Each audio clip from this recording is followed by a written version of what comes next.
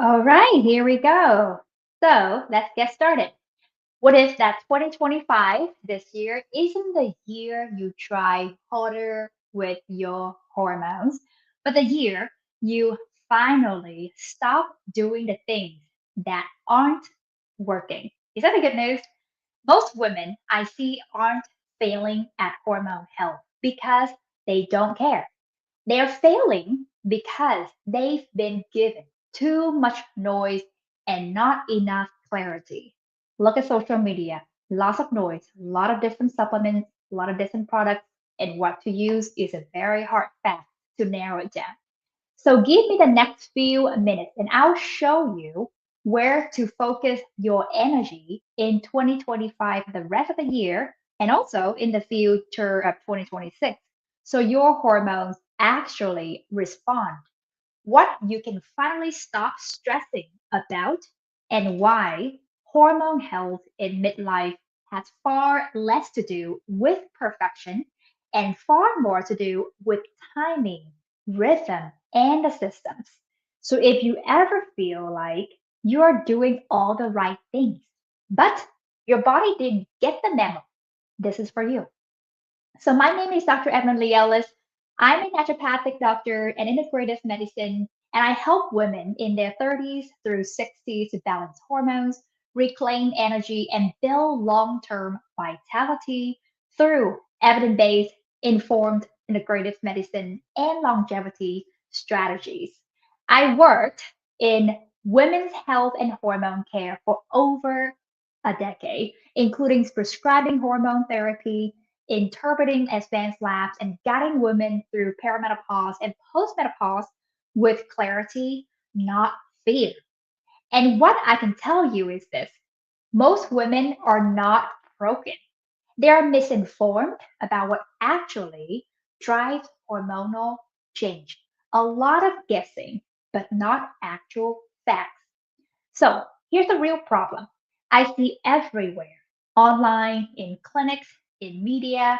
Women are being told to chase quick fixes, stack supplements, balance hormones with hacks, push harder when their bodies are already overwhelmed, do more.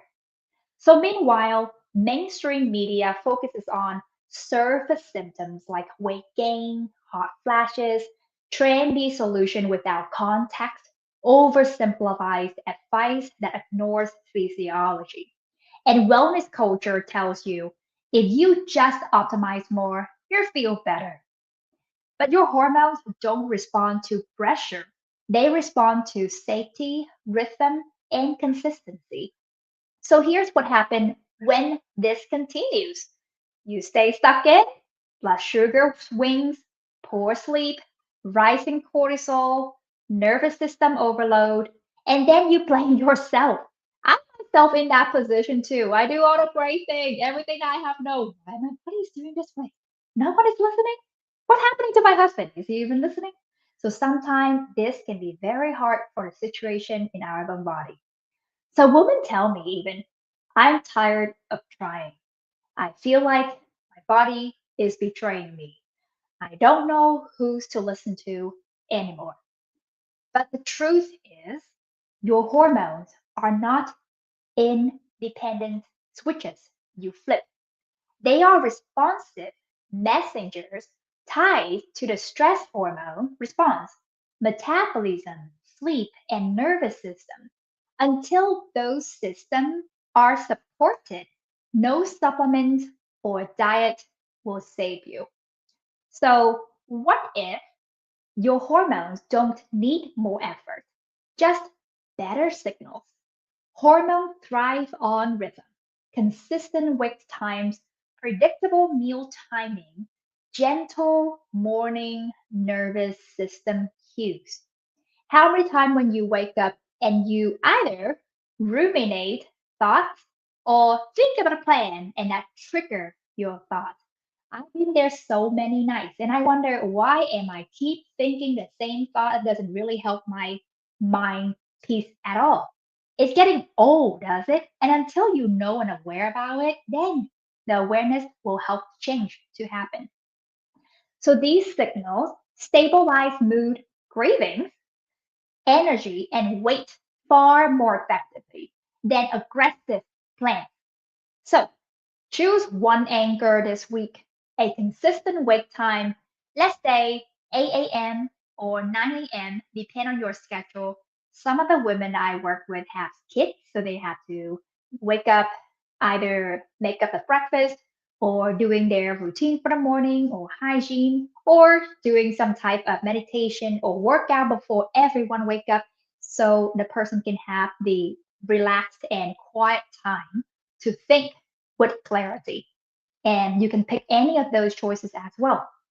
The second thing to anchor this week, if you choose to, is a protein forward breakfast. We talked a lot about this over different aspects from the previous video, and protein forward breakfast will help you to increase the immune function in the morning and also with your fasting state as a breakfast, so you can have that amount of break down amino acid as a byproduct, and that will help you to get energized. And a very good thing too is that if you work out right after having a protein shake, 30 to 30 gram, 20 to 30 gram of protein, that will be very helpful to help building up that muscle mass in the future, matching your cortisol, which is a hormone, so you don't have to deplete later on in the day. Now, number three is or a 2 minute morning reset. Let's say a walk a dog, or breath work, meditation, or even shower, anything to really calm your mind. Set up a very good, successful day for your body, and you prime your body to look forward to the good, positive vibe. Now, consistency beats the intensity every time. And the question is, why are we not doing what we know that we do? And that's a question that I want to pose it to you. Why don't we do the thing that we know that we should do? So, what if the thing holding your hormones back isn't your body, but your expectation? Now, hormones change over weeks and months, not days. Yet women are taught to overhaul everything at once, especially in January. That pressure backfires. So release this in 2025. I would recommend that you can release these pressure, these expectations, or eliminate, destroy, demolish those expectations so you can set yourself free.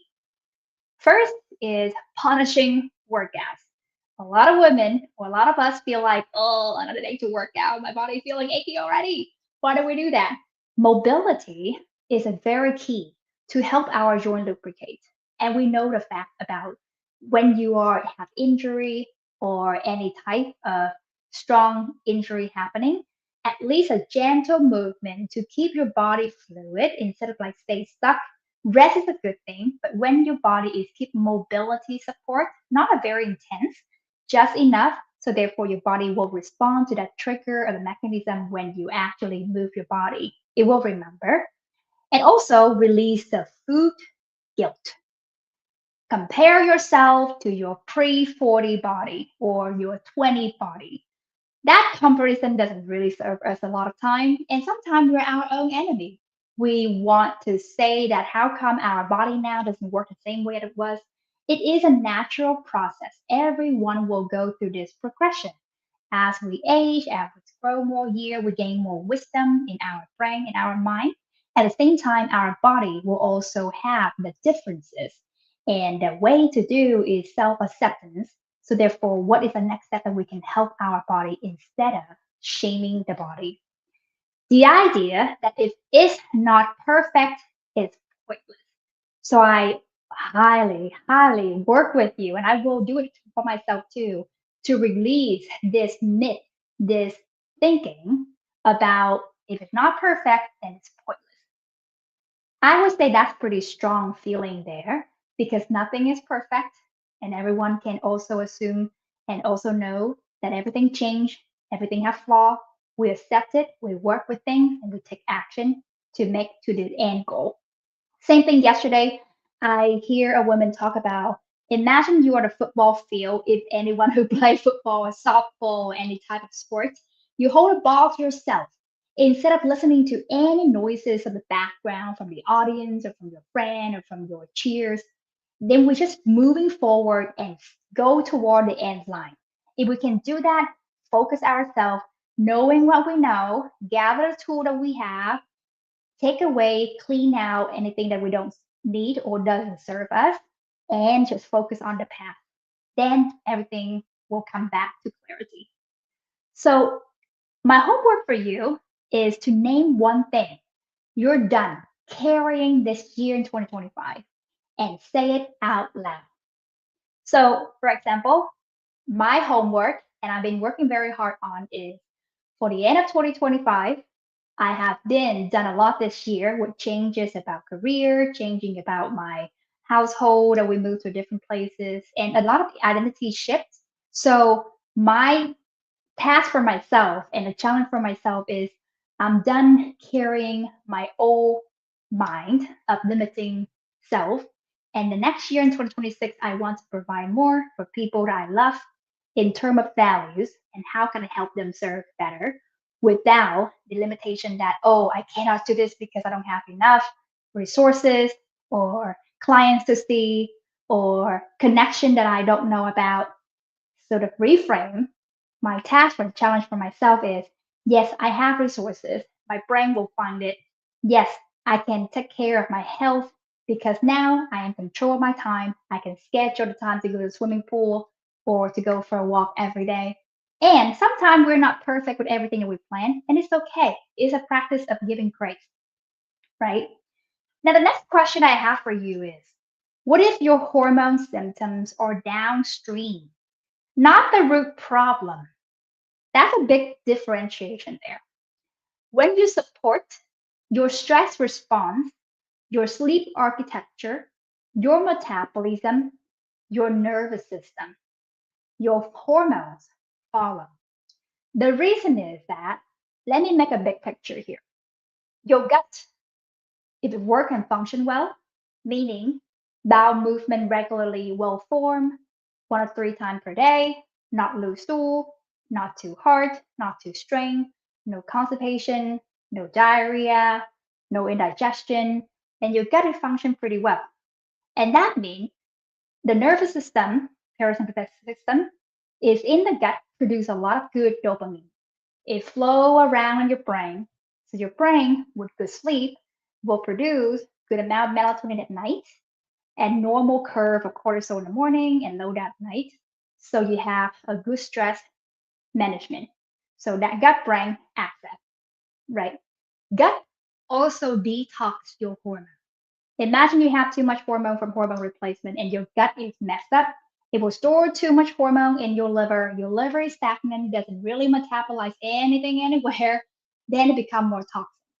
So we want to make sure that gut is good, brain stress management is good, stress is good, sleep is good as well. Hormone will follow in that pathway. Now, this is where real change happens. As a result, energy improves, mood stabilizes, brain fog slips, and weight become more responsive. I have a client in the past when we know she were already in the menopause time with hot flash, night sweat. And the first thing as an emergency, because there are too many hot flash happen like 5 times or 6 times per day, every single day, that's pretty extreme. So we focus on the hormone replacement support with the bioidentical hormone. So she feel the release of the hormone. We check lab, however, her hormone stored too much in the liver. So I decided to find out, okay, there's gut thing that you talk about stress, high stress job, and then the person have constipation quite often. So we also checking with gut and we realize dysbiosis and leaky gut, which is another term that she also has small intestinal bacterial growth. So we also fix that. And when things are fixing, no more constipation, she managed stress much better, but sometimes job can be uncontrollable. It is the external force, but she know how to respond herself with stress by breath work, have a good hormone support, then her body feel that energy just gradually improve a little bit and her mood stabilize. And then she can remember things because she can sleep. Brain fog also reduce. When those things are really helpful, then your productivity, your relationship with your boss, your friends, your colleagues, and everyone else become much more easy and the clarity comes back. And that is the result that I want for every patient that walk into my door. So as a homework for you for this question is that at your next meal, take a protein first bite. So that will stabilize your blood sugar, calms the cravings, and sends safety signals to your nervous system. So one small move with a wide impact. And another thing for the stress management, I want to practice with you too. Last time we practiced about the grounding of longer exhale than the inhale. So today we'll do a blocking nostril. So how to work is you will use your finger and block the right nostril, breathing the left. Release the right hand, block the left, breathe out the right nostril. Breathing on the right, release the finger, block the right, and breathe out the left. So let's just the information go flow out, flow in, flow out, flow in that way. Let's do it one more time.